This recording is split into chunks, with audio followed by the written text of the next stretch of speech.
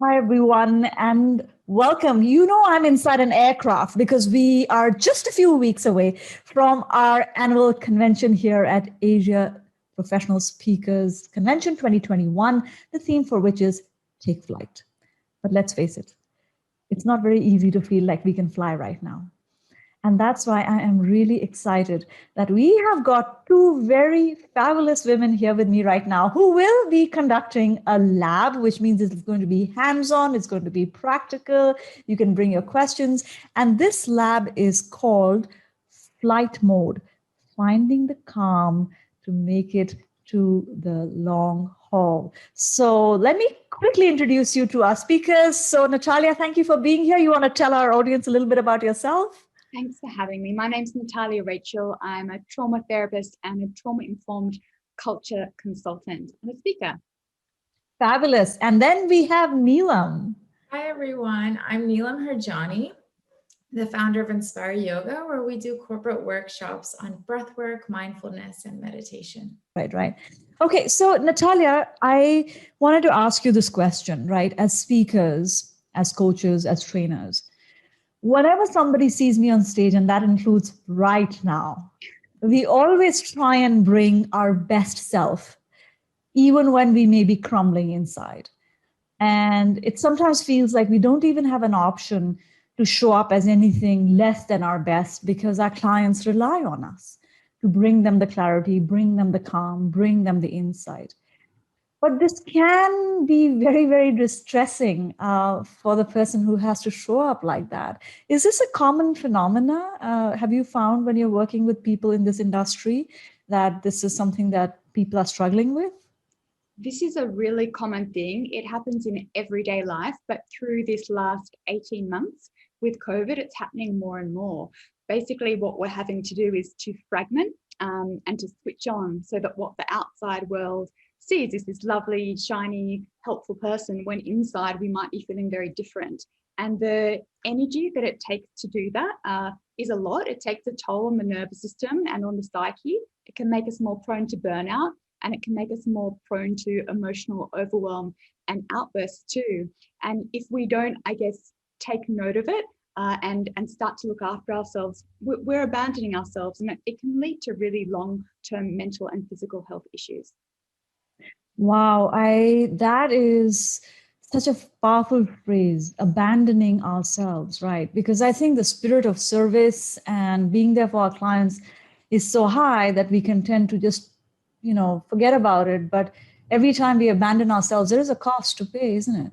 Absolutely. And this is like a psychological theme that often comes up with people that are in service, that are supporting other people. And a big part of our self-care is to figure out, how do we do both? How do we help others while looking after ourselves? And it's a juggling act. It absolutely is. I know in the business school we have a term for it called emotional labor, but this sounds like it's emotional labor on steroids, showing up for other people.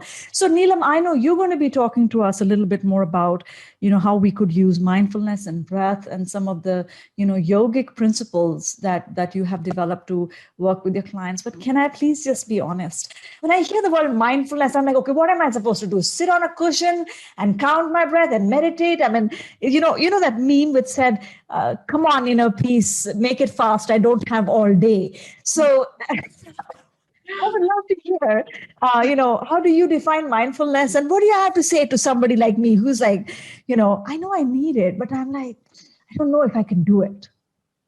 Yeah, I mean, that's so true. And thanks for bringing it up, Tanvi. Like, often people associate it to, okay, I'm going to be a hermit. I'm going to find a cave and just sit there, and something magical is going to happen and I'll attain nirvana. Really, for me, mindfulness is how we can access and perform to our best when we know ourselves. How can we come to a point where we have a practice to fill our own cup so that it's overflowing in service to others, right? Otherwise, what are we doing? We're just emptying our own cup till the point where we're exhausted, we're burnt out.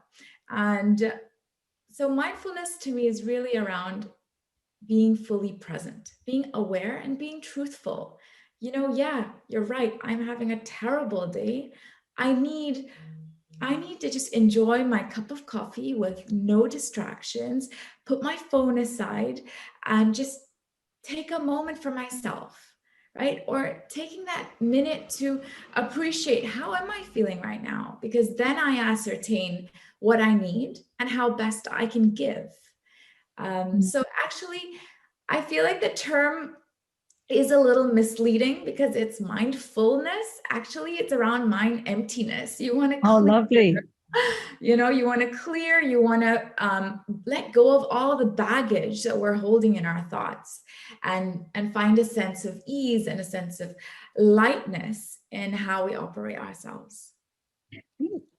I haven't even been to the lab and I'm already learning so much. So I can't wait to see what happens in the lab. We've been trying, this convention is such a massive convention. People are coming from all over the world. We've, crossed 200 delegates, which is not a, small thing in the times that we are in. And this session is completely in service to our audience to kind of help them navigate, their triggers, the overwhelm. I mean, I was telling someone, this crisis doesn't come with an expiry date that I can see off. And that itself is just so overwhelming right now. So I would love if both of you could just take maybe a minute or so to just give an overview of, what can we expect to leave with when we come into the lab. And, it's the fabulous thing is you're both tag teaming. So Neelam picks up where Natalia, you leave off. So share with us a little bit on what can they hope to achieve in this session with you.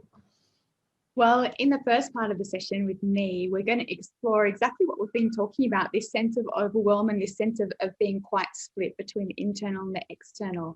And then I'm going to explore 3 key areas, and I'm going to ask those who join to really take a moment and think of how this might apply to them. So the 3 areas that I'll be sharing on are the less known threat responses, which include fawn, freeze, and fragmentation. So we're all pretty aware of what fight or flight is, but there are other things that can happen to us when we're under threat. The next thing I'm going to talk about is emotional overwhelm, and actually what's happening inside our brain and our psyche when we literally cannot contain and process our emotions. And the third thing that we're going to explore is how to understand and master our triggers, which I think we all need right now, even me. Yeah. I'm going to pass over to Neelam to get into more of an experiential mode.